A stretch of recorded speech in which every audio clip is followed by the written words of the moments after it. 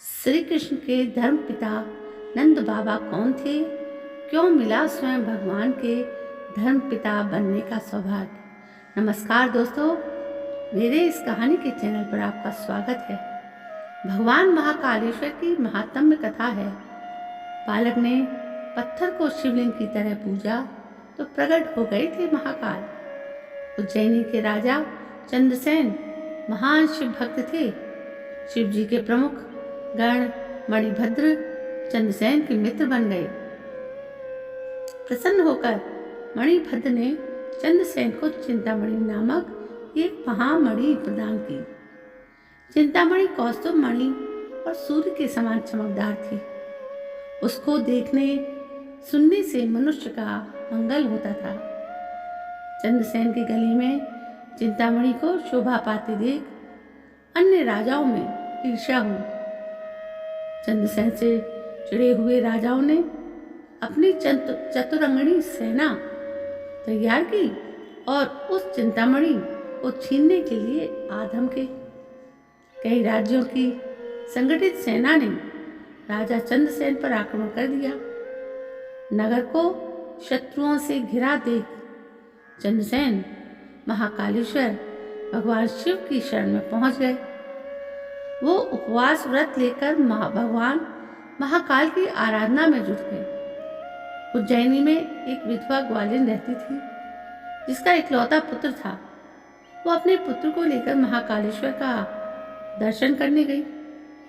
बालक ने चंद्रसेन को श्रद्धा भक्ति से महाकाल की पूजा करते देखा। बालक की माता ने भक्ति भाव पूर्वक महाकाल की आराधना की। उसने बेटे को भी जैसे जैसे कहा उसने उस तरह से पूजा की, लेकिन उसने पूजा की पूरी विधि देखकर अच्छे से समझ ली। घर लौटकर उसे शिवजी के पूजन का विचार आया। वो एक सुंदर सा पत्थर ढूंढ कर लाया और अपने निवास से कुछ ही दूरी पर किसी अन्य के निवास के पास एकांत में रख दिया। उसने अपने मन में निश्चय करके उस पत्थर को ही शिवलिंग मान लिया। बालक ने शुद्ध मन से भक्ति भावपूर्वक गंध धूप दीप आदि जुटाकर अपने द्वारा रखे शिवलिंग की पूजा की। बालक उस पर फूल पत्ती चढ़ाता, श्रद्धा भाव से दंडवत प्रणाम करता। उसका चित्त भगवान के चरणों में आसक्त था। उसी समय ग्वालिन ने भोजन के लिए उसे बुलाया। शिव की आराधना में लीन उस बालक को भूख प्यास ही नहीं थी। माता के बार बार बुलाने पर भी जब वो नहीं आया तो उसकी माता स्वयं वहां आ गई। माँ ने पुत्र को एक पत्थर के सामने आंखें मूंदे बैठे देखा तो उसे खींचकर घर ले जाने लगी, पर वो हिला तक नहीं। क्रोधित होकर माता ने उसे खूब पीटा, फिर उस पत्थर को उठाकर फेंक दिया। उस शिवलिंग पर चढ़ाई गई सारी सामग्री को भी फेंककर घर चली आई। बालक के लिए तो वो शिवजी थे। उनका अनादर देखकर वो जोर जोर से रोने लगा। बालक बिलखता हुआ महादेव को पुकारने लगा और अचानक अचेत होकर गिर पड़ा।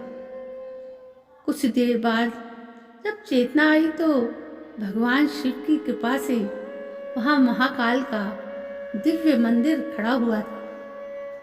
मणियों के चमकीले खंभे उस मंदिर की शोभा बढ़ा रहे थे। भूतल पर स्फटिक मणि जड़ दी गई थी।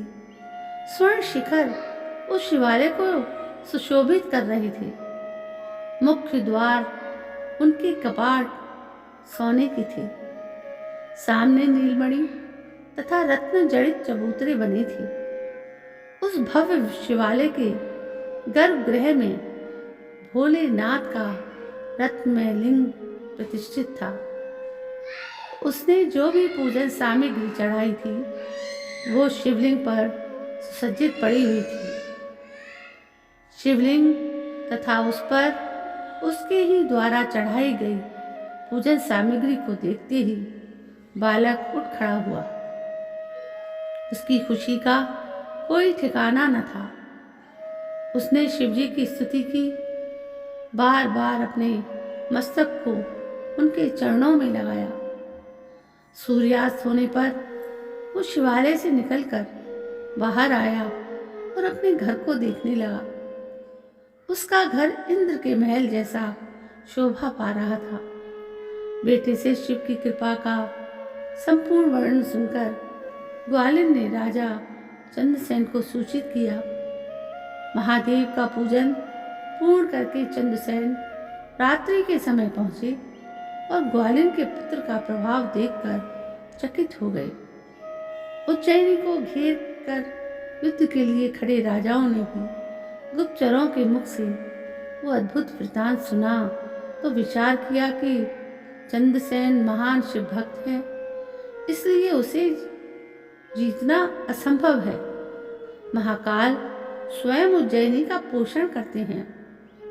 यहाँ का बालक भी ऐसा शिव भक्त है तो चंद्रसेन का शिव भक्त होना स्वाभाविक है। ऐसे नगर पर आक्रमण से महादेव क्रोधित हो जाएंगे। इस भय से उन्होंने दुश्मनी का विचार त्याग कर संधि प्रस्ताव भेजा ताकि उन्हें भी भगवान महेश्वर की कृपा प्राप्त हो। उसी समय परम तेजस्वी श्री हनुमान जी वहाँ प्रकट हो गए।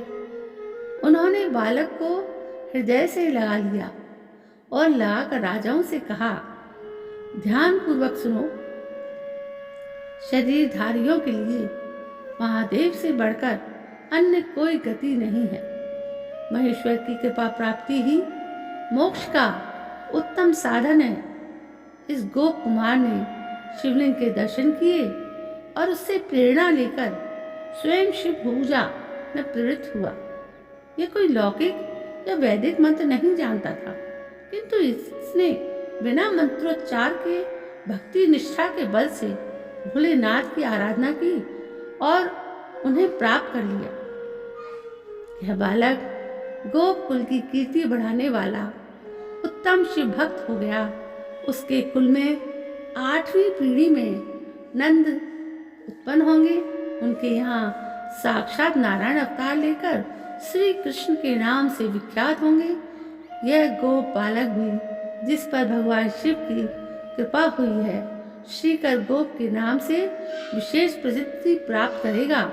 यह बताकर हनुमान जी अदृश्य हो गए। कहते हैं भगवान महाकाल तब ही से उज्जैनी में स्वयं विराजमान है। तो दोस्तों, ये थी एक छोटी सी पौराणिक कथा जो आपने सुनी। शायद आपको पसंद आई हो। तो यदि पसंद आई हो तो मेरी इस कहानी को लाइक करें, शेयर करें और सब्सक्राइब करना तो ना भूलें।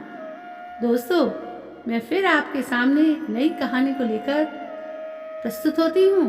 तब तक के लिए आप अपना ख्याल रखिए और मेरी तरफ से आपको जय हिंद, वंदे मातरम।